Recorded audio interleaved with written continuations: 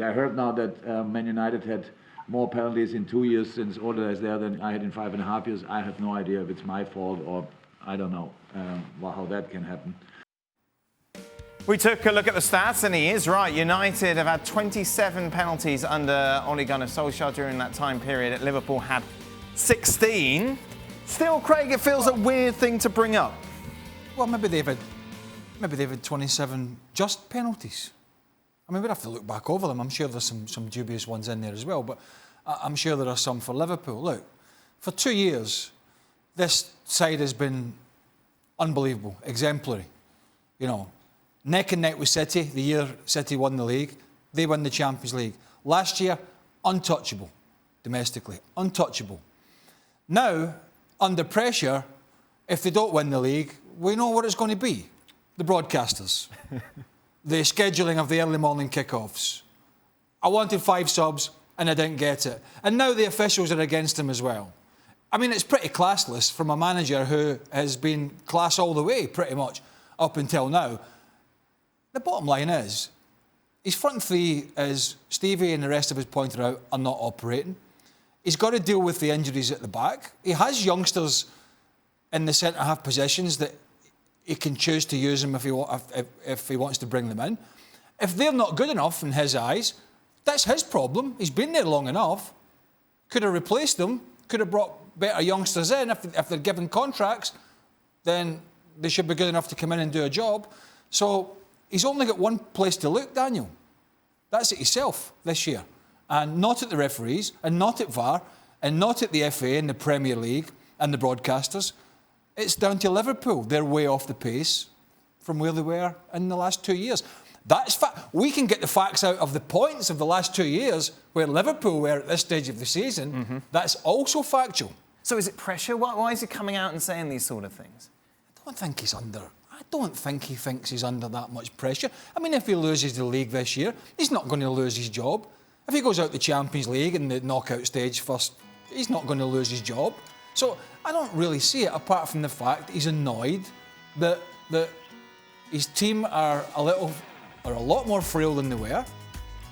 They're losing goals, they're not scoring the same amount of goals, and there's a title challenge by, well, looking at that, probably 5 teams, give or take. If we rule Southampton and Everton out of the long run, and Chelsea potentially, there's 5 teams huffing and puffing. I don't know why he feels the need to do it when his team have been brilliant for 2 years, and all of a sudden he feels the need to moan and groan on a weekly basis. Shaka, this is something you maybe expect to see on a Liverpool fan site or Liverpool TV, as Craig might bring up, but not from the manager. That just seemed a bit weird. It does, and to that point, if this were a politician, we'd say he's speaking to his base, and that's all Jurgen Klopp is doing now, kind of riling up Liverpool fans, and not doing a very good job of presenting a lot of those facts. What you make of the penalty incidents aside, this season Manchester United have had 6 penalties, scored 5. Liverpool have had 5. So if his contention is, in previous seasons Liverpool should have had 10 more penalties, I'm not sure how that affects anything. And it's strange from a manager who has been there, seen it and done it. He came under for some criticism about his lack of understanding around English football and the traditions around Christmas when he first arrived. But this now is totally separate. And I'm not sure how you go about explaining this. Listen, Liverpool are still defending English champions. They're going through a lean spell. All clubs have to deal with that at some point or another, and I think you take a leadership from your manager. And Jurgen Klopp, for all that he's done, for as highly as I think of him, this is the strangest reaction I've seen that I'm struggling to comprehend. Do you agree, Frank?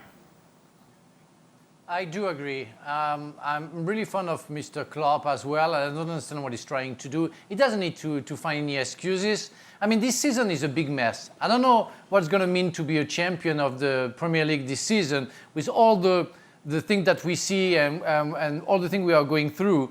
For the penalty excuses, I played from 96 to 2001 for Chelsea, and I kept on hearing that Manchester United had penalties more than anybody else. So it's a long story, but I don't think that Manchester United got all those trophies because of penalty more given to them than others. So don't go there. Don't go to try to find something special. Everybody is doing badly and suddenly doing great, and they'll go back to bad or average, and it's what it is this season. So Liverpool is struggling because of injuries, because of the pandemic, because, I don't know, the tiredness of some players, and just go there.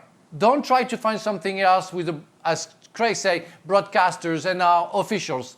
It's how can I say that? It's not that it's bad, it's not Mr. Klopp. Mr. Klopp is over that. Yeah, he needs to rise above that. There was a graphic come on our screen when Shaka was talking that said Klopp avoids sanctions for Man United coming. How's he going to get sanctioned for that? Well, I suppose the argument is that he's trying to influence officials. Well, that's what I was going to get to. But you don't get sanctioned for saying, I think you're trying to influence officials here, so I'm going to sanction you. It just doesn't work. Is that their sanctioning look? Yeah. And, clearly, look, that is, Frank's right. Years ago, he used to say, the Stretford end at Old Trafford, that's where you get all the penalties. That was pre-VAR. Yeah. Right. Now, I'm not saying VAR's right all the time, because we can debate certain decisions, but it's probably right more often than not, and it's probably cutting out a lot of those decisions that were clearly not penalties, probably, and were given at the time, and they couldn't be looked back at. But you're absolutely right.